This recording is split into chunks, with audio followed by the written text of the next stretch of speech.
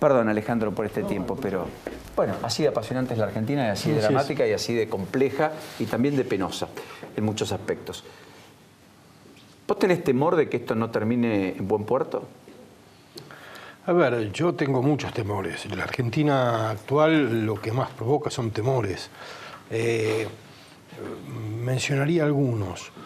El primero es que efectivamente las expectativas generadas respecto del posible esclarecimiento de una serie de delitos que marcarían, que nos servirían para terminar de entender cuál fue la lógica de funcionamiento del régimen anterior. El primer temor es que esa serie de delitos, por obra de una justicia poco confiable, queden impunes o lleguen a una sanción que no sea creíble. Creo que hay un problema de legitimidad de la acción judicial y creo que estamos entrando en el camino en el que se agregan crecientemente dudas acerca de la conducta de la justicia. Una conducta muy cuestionada desde hace mucho tiempo y que para convencernos de su actuar correcto tiene que esforzarse intensamente, y aparentemente no lo está haciendo. Tendría que, si se quiere, hasta sobreactuar en el buen sentido, así es, para despejar cualquier tipo de duda. Así es. Ahora, ese es un temor, el temor de que no se llegue a una buena solución jurídica de lo que estamos viendo, es un temor. Pero me parece que tenemos también que tratar de entender que lo que recorta el caso de los cuadernos, si bien tiene algo muy específico, la corrupción kirchnerista no es la corrupción a la que nuestro país nos tenía habituados, si bien hay algo específico del régimen kirchnerista en ese modo de producir, matriz que diferencia muy diferente. A otros no es solamente una cuestión de cantidad, no fueron más corruptos. La lógica de la construcción de poder fue diferente. La corrupción no fue una externalidad negativa de la acción política, fue un objeto en sí mismo para acumular poder de tal modo de sustituir a las diversas élites dirigentes de nuestro país y a reemplazarlas por un nuevo grupo dirigente con características, por un lado, de gran deshonestidad, pero por otro lado, de gran autoritarismo, un grupo muy autocrático, muy... Quiero decir, este proceso... todo lo que hemos visto durante tantos años. Sí, había un intento de sustituir élites, no solo de enriquecerse personalmente. Pero yo diría, si sacamos el foco de esto, tenemos que seguir haciéndonos la pregunta acerca de qué sociedad permitió que eso ocurriera y de qué sociedad queda si lo resolvemos.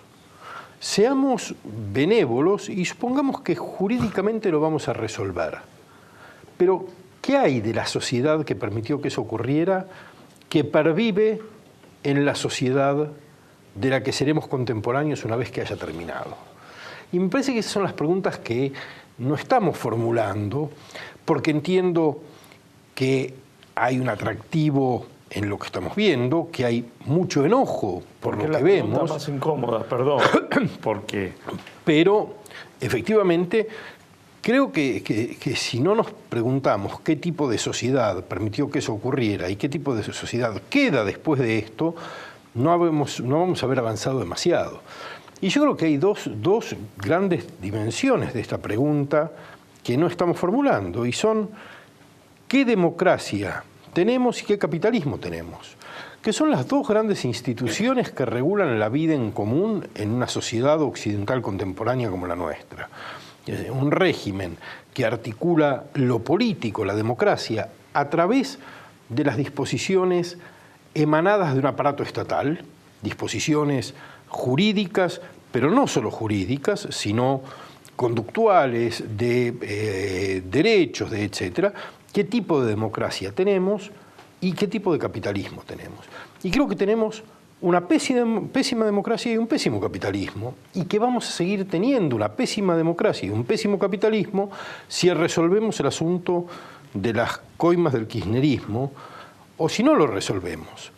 Y creo que ahí hay una serie de temas que son los temas importantes de nuestra agenda política. O sea que vos entendés, Alejandro, que independientemente de qué ocurra en el éxito o en el fracaso de la investigación y la eventual depuración que eso implique, igualmente al final del día lo que vamos a seguir teniendo es una democracia de baja calidad y por sobre todas las cosas un capitalismo magro, malo, no competitivo, de empresarios prendidos a la teta del Estado o que actúan sobre un mercado que les es entregado por regulaciones públicas y sobre el que actúan sin controles, bueno, que obtienen que son extractivos. Sí, claro, exacto. Estado, sí, yo no digo que sea la condena inevitable.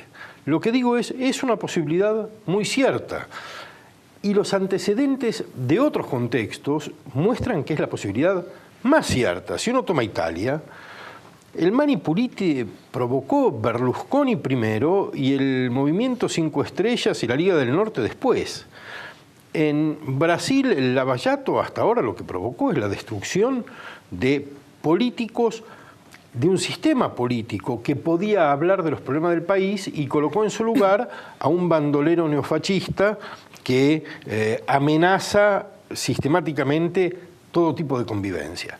Digo, eso es lo que estos procesos pueden producir y hay que estar, por tanto, muy alertas para que eso no ocurra y hay que entender que el kirchnerismo, aún en sus rasgos particulares, extremadamente corruptos y nocivos, es a la vez resultado de sistemas institucionales que no estamos interrogando y que no estamos tratando de modificar. Con lo cual podrían no evitar futuros hechos que son consagrados e investigados hoy, mirando el pasado y que pueden estar pasando hoy o en su defecto pasar mañana. Posiblemente, Paulino, si esto termina con condenas judiciales firmes y creíbles, sea más difícil que un empresario ande caminando con bolsos para entregarle a un funcionario que lo lleve a la casa del presidente. Yo creo que eso cambió. Eso no va a ocurrir. No.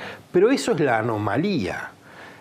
Lo que no es bueno entre nosotros es la normalidad, no lo anómalo. Lo anómalo es una aberración, pero lo que no es bueno es lo normal.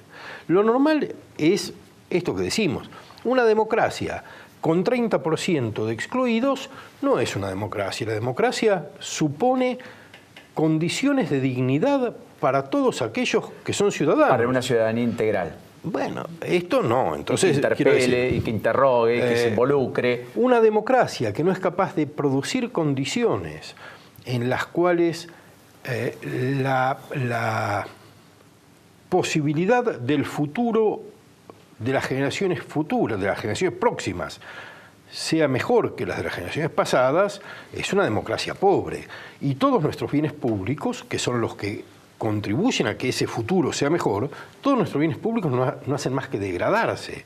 La educación se degrada, la salud pública se degrada, la seguridad se degrada, la justicia se degrada, las infraestructuras se degradan.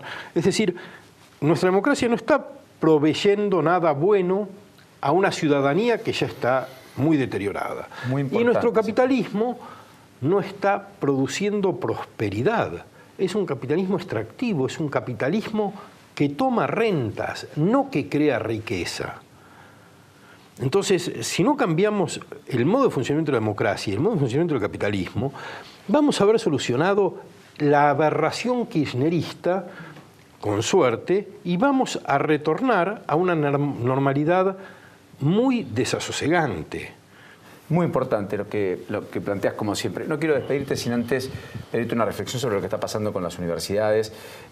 Hoy hubo una nueva reunión, hay un cuarto intermedio para el próximo miércoles, hay un conflicto que está extendido, 25 días de paro, siguen adelante en la Conado Histórica con el mismo conflicto y las movilizaciones yo te diría han sido dos multitudinarias. Yo te diría dos cosas, Paulino. Primero, creo que es una imprudencia y una necedad hacer un ajuste salarial sobre los salarios docentes universitarios y el presupuesto de docencia e investigación de las universidades nacionales. creo que es un disparate. En un contexto en el que hay sectores que gozan de inmensos privilegios a los que no se toca, empezando por los privilegios del Poder Judicial, que me dirán no es responsabilidad del Ejecutivo, pero en un país presidencialista, en los primeros días de la gestión se podría haber iniciado,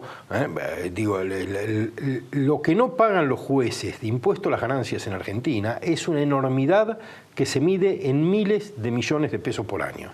Entonces, lo que no pagan de impuesto las empresas de Tierra del Fuego es una enormidad que se mide en miles de millones de pesos por año. Entonces, cuando hay sectores de privilegios de esa envergadura, meterse con las universidades es ridículo. Dicho lo cual, las universidades están funcionando pésimamente mal, y se amparan en la autonomía para no discutir sus lógicas de funcionamiento, se amparan en el elogio que hacen de la reforma de hace 100 años para instalarse en un statu quo que es a la vez, en la pequeña escala en la que eso puede ocurrir, el que preserva también hacia adentro de las universidades privilegios que no deberían existir. Las universidades no están cumpliendo un buen papel social, no están construyendo un bien público de calidad en términos de educación y en términos de provisión de conocimientos y de investigación a la sociedad. Digo, las universidades tienen que ser revisadas y se niegan a ser revisadas. Entonces, son dos problemas y lo que no deberíamos tolerar es que cada vez que un gobierno no puede interactuar para una renovación de la política universitaria, lo resuelve reduciendo el presupuesto. Bueno, este es el peor de los escenarios. Tenemos universidades que funcionan mal y desfinanciadas, lo cual hace todo peor. Pero ni una cosa ni la otra, ni desfinanciarlas, ni abroquelarse en la autonomía para darle la vuelta a la espalda a la sociedad y no discutir cómo pensar universidades para el siglo XXI en el país en el que tenemos que vivir nosotros. Alejandro, como siempre, enorme gusto. Gracias, Paulino. Cumplo con la promesa, vas a llegar tarde. Muchísimas gracias. Muy gentil.